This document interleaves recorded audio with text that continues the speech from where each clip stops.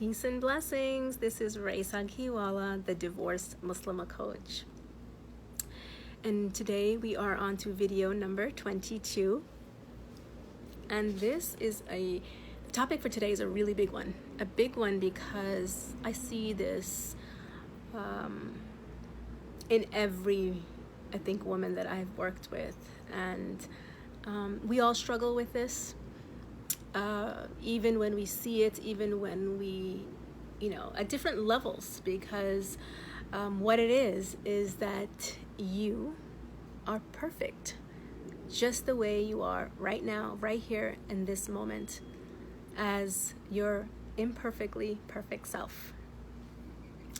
And in the video before, a few videos previous, I had talked about where we need to get permission to be, just to be, and how, many of us are searching for this. I know I've searched for this my whole life, and even now, it's a lot more clearer, but sometimes we forget, and sometimes we lose sight of it, when we are not as connected to Allah, because our value and our worth and our honor and our dignity and our respect, all of that comes from the fact that we are a creation of Allah. That's it. No other reason. Just the fact that you are here breathing, that you exist, is enough. Makes you enough. Makes you perfect just the way you are in this moment.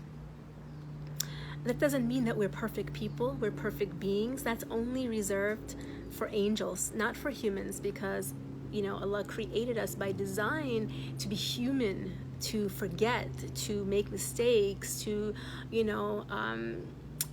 fall down and then get up and, forget and even forget Allah and then come back to Him. He created us that way on purpose, because that's what He wanted in His design. Otherwise, He already has angels, and if we weren't that way, He would have gotten rid of us, he tells us, and made a creation that would turn back to Him. And I feel like this topic is so important because it's easy to lose sight of this. And a lot of times we are searching for this because we don't already have it inherently within us, or we do have it, but we're just not seeing it. We're not able to see it inherently within us. And that comes from our relationship with Allah and how we see ourselves, our relationship with ourselves. And I had mentioned before that those are our two most important relationships, our relationship with Allah and the relationship we have with ourselves.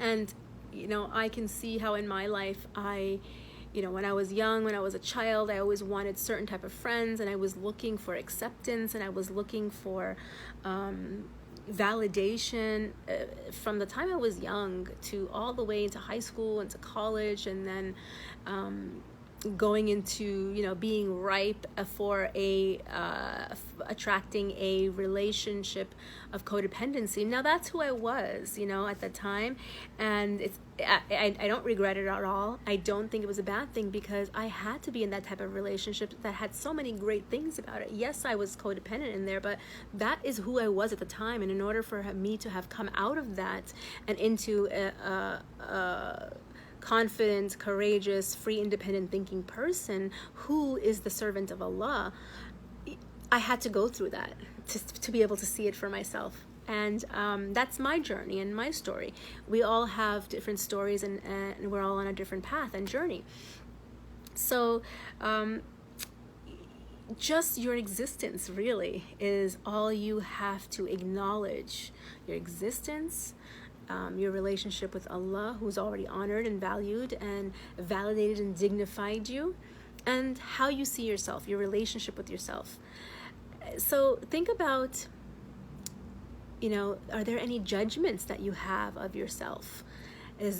How do you speak to yourself? How do you see yourself? Is there negative self-talk going on that you're not good enough? I know I definitely had that, and I still have it to a certain extent. It doesn't go away because we lose sight. It comes in layers, depending on how aware and conscious you are of your subconscious thoughts, of your subconscious self-talk. And, thinking, am I good enough for this? Can I make this? Can I do this? Can I succeed in this? And doubting ourselves, right? And it's not about arrogance, like, oh yeah, I can do this, but it's having that faith that it's not about the outcome, remember? It's just the intention and effort, that's it. And, asking, why is it you believe what it is you believe about yourself? That comes from how you see yourself, and that comes from our connection with Allah. When we see how Allah sees us, then we can mirror those same feelings about ourselves with ourselves. So in terms of feeling enoughness, do you think Allah expects you to be perfect? Allah just wants us to try, and is going to judge our intention and our effort and nothing else.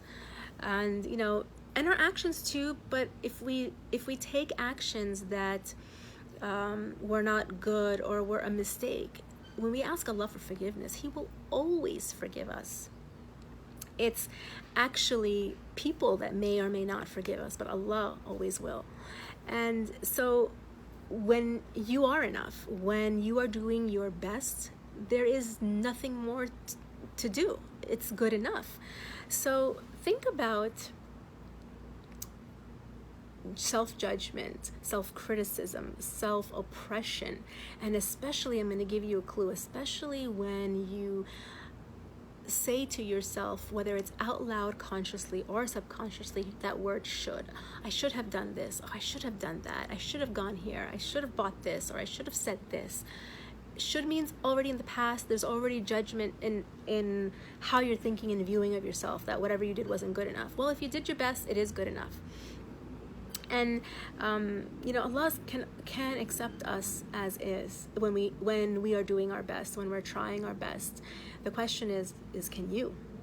And this being a time of Ramadan, Aisha radiallahu anha reported that the Prophet, peace be upon him, used to say this dua towards the end of Ramadan: "Oh Allah, you are forgiving and generous. You love to forgive." Allah will always forgive us if we go back to Him. So my invitation to you is, think about the way you're talking to yourself, how you're feeling about yourself, because what you think about yourself is how you're going to feel about yourself, is how you're going to behave with yourself, whether you're going to be oppressive with yourself, whether you're going to be judgmental with yourself. And the other thing is that what happens when we're more conscious of our inner dialogue and if there is self-judgment, and there always is, at some level or another, there always is, until we start seeing it. This is also a mirror of how we interact with other people, how we judge other people, or maybe even oppress other people, because how we feel about ourselves is going to be a mirror into our other relationships. So my invitation is for you to get conscious of your thoughts, your inner dialogue, your self-talk, and what it is that you're saying to yourself about yourself and how you view yourself. Can't wait to hear your feedback and your experience, and looking forward to talking to you next time. Take care. Peace and blessings.